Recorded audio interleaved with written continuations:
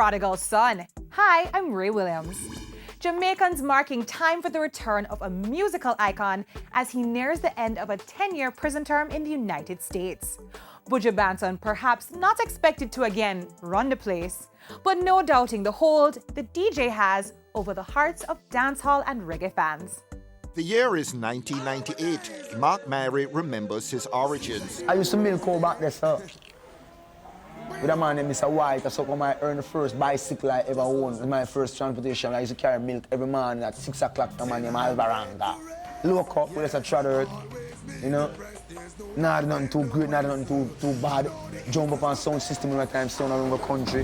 Buju Banton, Dave Kelly and Penthouse Records. Key ingredients in a string of early 90s dancehall hits. Mr. Mention, a compilation of chart toppers.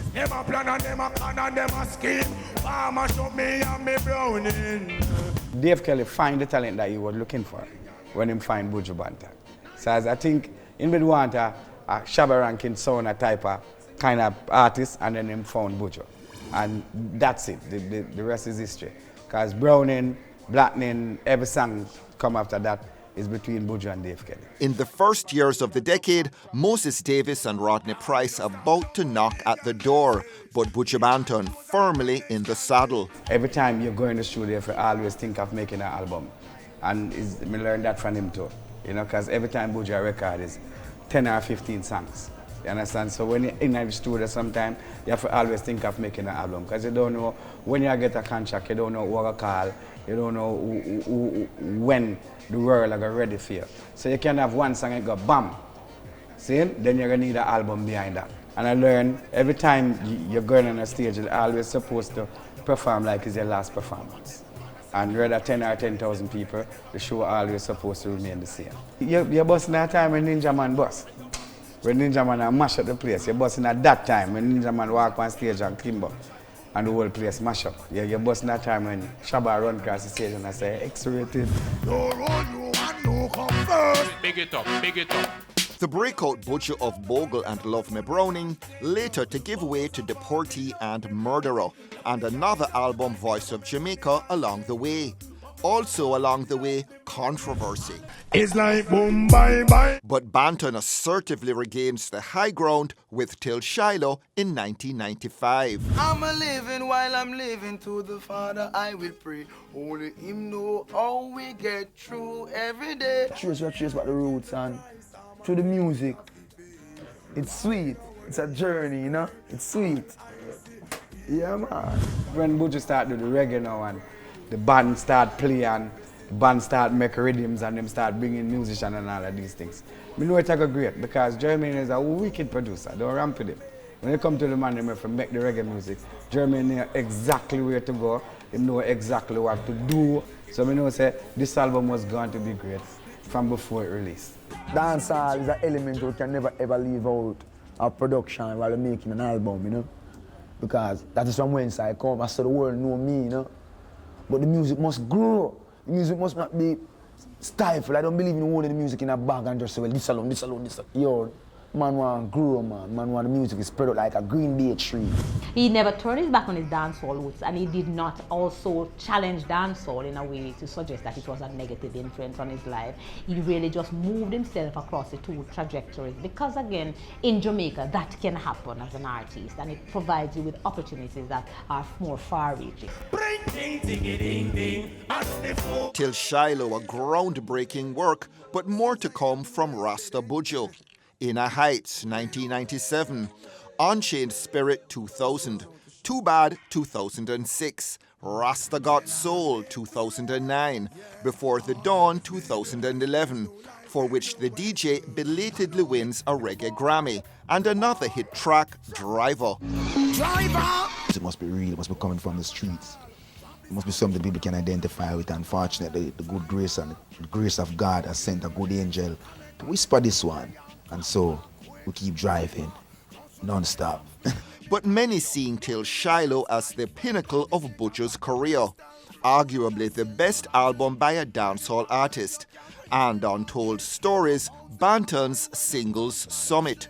Buju's lowest point, though, coming in December of 2009. He's arrested in the US on drugs and firearm-related charges, undergoing 2 trials, between which he's allowed to headline 1 concert in Miami, before finally being sentenced to 10 years in prison. Buju losing his freedom, and, argues Reggae Studies Professor Donna Hope, much more. A lot of respect was lost because Jamaicans have a kind of love-hate affair with drugs, And one of the things that Jamaicans have always said is that marijuana is a plant. And Rastafari and marijuana have an interaction and a relationship. And when they found out that Buju Banton, their beloved artist, Till Shiloh, the man who holds that platform at the highest level, and the respect of Jamaicans at the highest level, was trafficking in the white lady. And we saw footage. Remember, they showed us footage, because Jamaicans were like, it's a lie, the feds are lying. And they showed us the footage. Jamaicans were in shock, and a lot of people were seriously disappointed. The word on the ground, and a lot of people said it, boy, if Buju did get a ganja charge, they would have felt differently, because ganja is natural and it's a Rasta thing, but the cocaine and the white lady, we reject it. But does the respect trump the disgrace? Will Buju retrieve some of that standing he has? Will Jamaicans forgive him? Well, they are already starting to forgive him, and I think because he has been incarcerated abroad, because his voice has been stilled on the musical landscape, and because people feel that he has paid for the crime, done the time, they are now awaiting his return, a kind of, prodigal son returning to the fold. That is the kind of welcome he's going to get. People are awaiting his return. People think they're going to get a concert in December. I tell them he has to thaw out first. You go to prison or jail for a while, you come back, we have to bring you back into the fold. So we're not going to see him in December, hopefully. I don't want to see him in December when he has come back to himself fully. But 10 years, a long time. Yeah, you have to just spread your wings. This one Buju Banton come back, spread the wings. But argue about what's happening now. What's happening now, there's nothing we can do about it. Music change. Just know, say, this is where the music is. And if you're not working there, you see it. Leave it alone, because it's a brand new game. The musical landscape, as Beenie Man notes, very different since Buju Banton last saw Jamaica.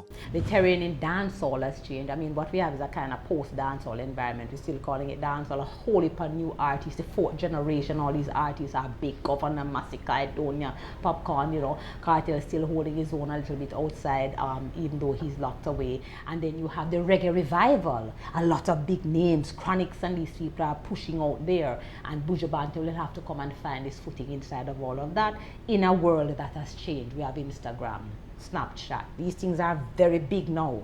10 years ago, some of them weren't even on the lips of the ordinary Jamaican. He will have to, and his management will have to find a way to position himself in all of that, coming from prison.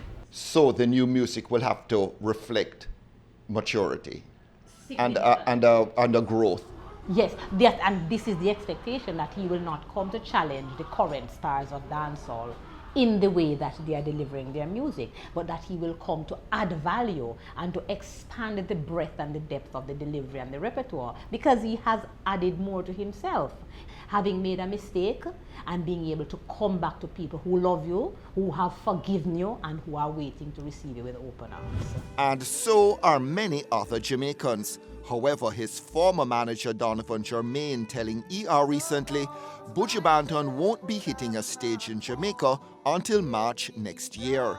Another few months, small price to pay perhaps, until the return of the DJ of his generation and a much-loved musical icon. You know that I'm rich, come on, it's no objective. Beenie Man is here, Bounty Killer is still here.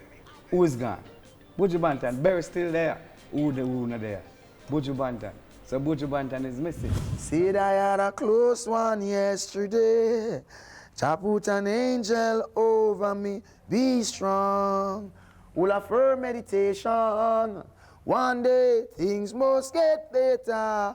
Don't you go down, keep your head above the water. Oh, one day things must get better. Be strong, natty ball. Full of firm meditation. Hey man, I wanna proud like I'm a paved off.